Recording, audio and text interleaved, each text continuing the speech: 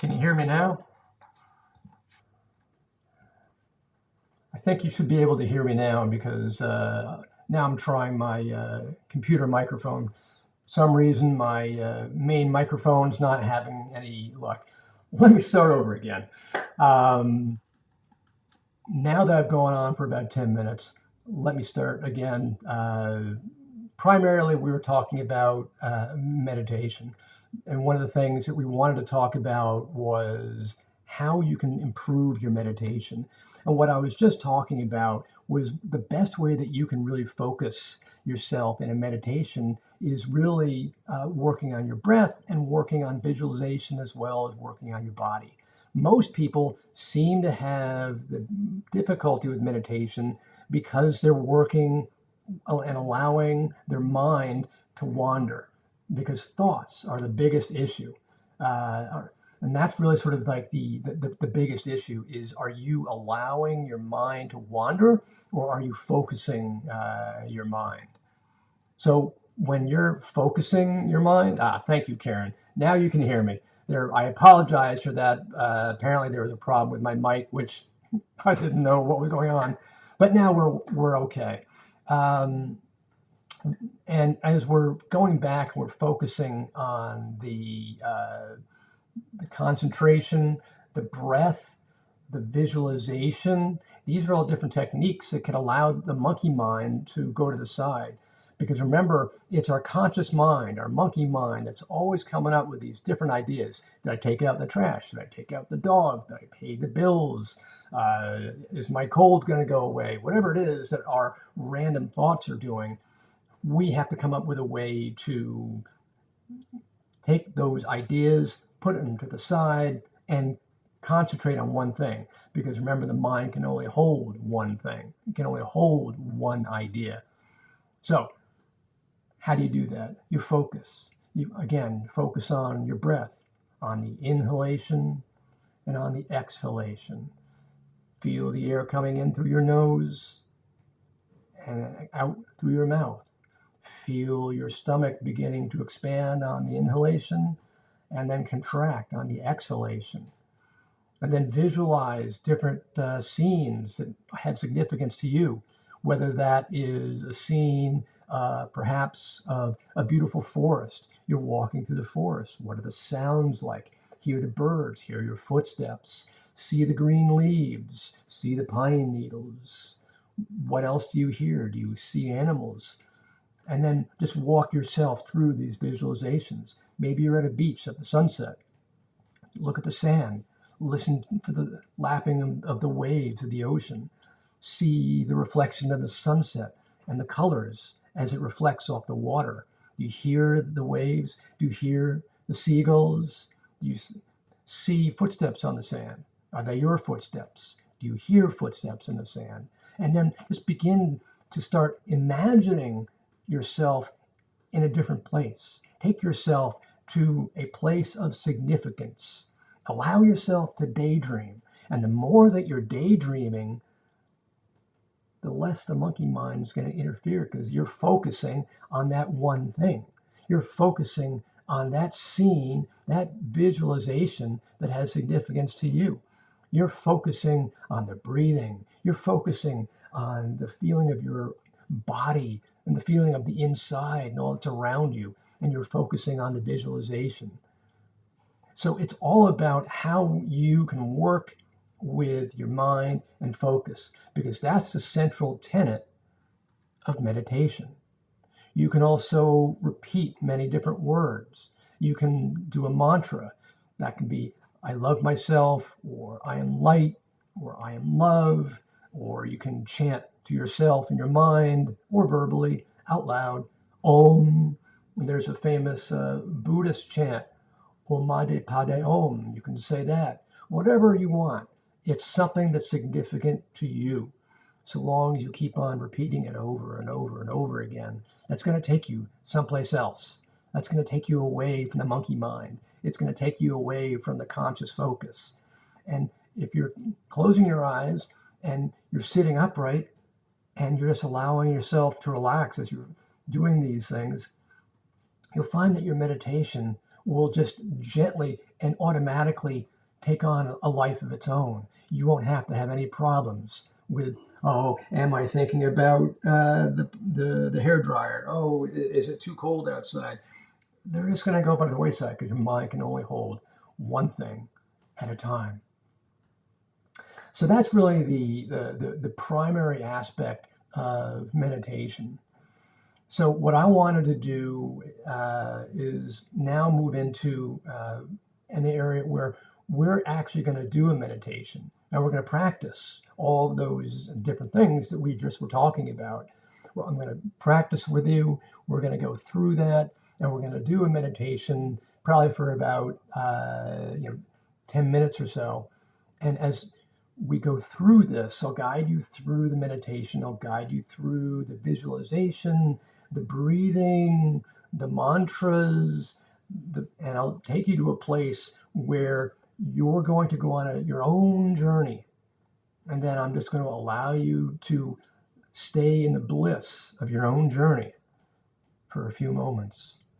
And once we are done with that blissful journey, I'll slowly bring you back, and then the meditation will be over. So it's going to be very relaxing, guided meditation for about 10 minutes. And at the end of the 10 minutes, what we can do, we can open it up to Q&A, and then we'll really be able to, hopefully, have learned how to do a good meditation.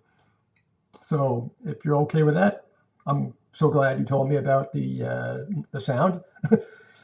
One thing I do want to test is to make sure that you're able to hear the music. That would be a real problem. So let me know if you can hear this music. It's going to be kind of soft.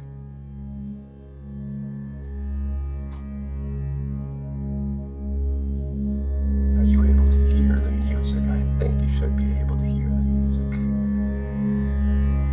If not, then we'll have problems. But I think you'll be able to hear me. I know it's showing up on my end that it's working, so I'm just going to go ahead with it. So find a chair, find a comfortable place where you can sit comfortably, your back straight, allow your shoulders to be back, lie comfortably. You don't have to be in any special seating pose. If you want to find a chair, put your feet on the ground, flat-footed. Just find that comfortable sitting place where you can rest. And I invite you to close your eyes.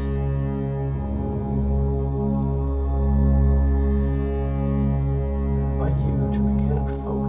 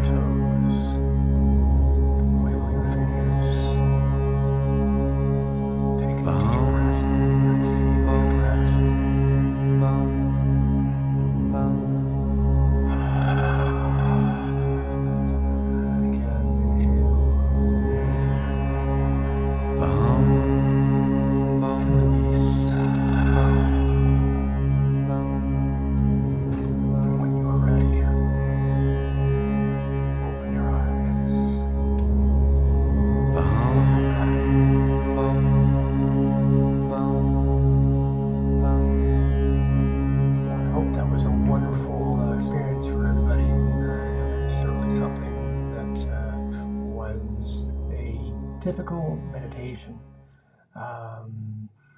And it's something that I often will use when I'm in meditation. That's actually my sitting in the power meditation. So when you're doing that, notice how you're taken away. You're so focused on your breathing, your surrounding of your body, the energy, and the visualization and the love, that you're no longer focusing on anything else but that one space. And that's what's so important, is for you to be focused on your being and to be centered. Be here now. So I hope you had a wonderful meditation. Let me know if you have any questions. I'd love to answer your questions. And I'm sorry about the technical glitch in the very beginning where my microphone wasn't working. We'll have to look into that. But now that you've seen how we can do a meditation, now you can do it yourself. You can see the steps. You can see the process. You can see how a meditation works. You can see what's so beneficial about the meditation. And this is something that you're able to work with. So let me know if you have any questions. If you have no questions, then we can end the broadcast. But one of the things that I always get asked, actually, is how frequently should I do a meditation and how long should I do a meditation? So let me answer those two questions right now. The frequency of a meditation and your meditation practice is much more important than the duration of the meditation. You can meditate for maybe 5, 10, 15 minutes, very short, so long as you're doing it on a regular basis, maybe every day or every other day, and try to be consistent about when you do it. If you're meditating, say, every day, try to set aside 5 or 10 minutes either in the morning, if you're a morning person, or in the evening, if you're an evening person, or whatever's good for you, and try to stick to that time frame. Sometime in the morning, sometime in the evening, and just try to stay consistent with it, because it's the consistency every day or every other day. You keep on doing this, and that's something that is so important. It's much more important than the duration.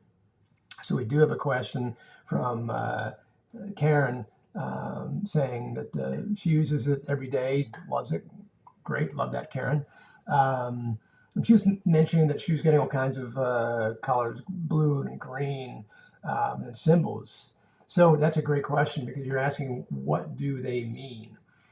Well, colors are things that are aligning with your different chakras. Remember the whole chakra system that I offered you. In fact, let me see if I can bring this up right now. I think I've got it. Where is it? Here. this chakra system. If you see that chakra system, you'll see blue and green. The green is all about love, and it's all about healing. So there's definitely a lot of healing energy that you were experiencing. Clearly, you were connecting with love. So the healing and loving energy was very powerful, but also your ability to communicate.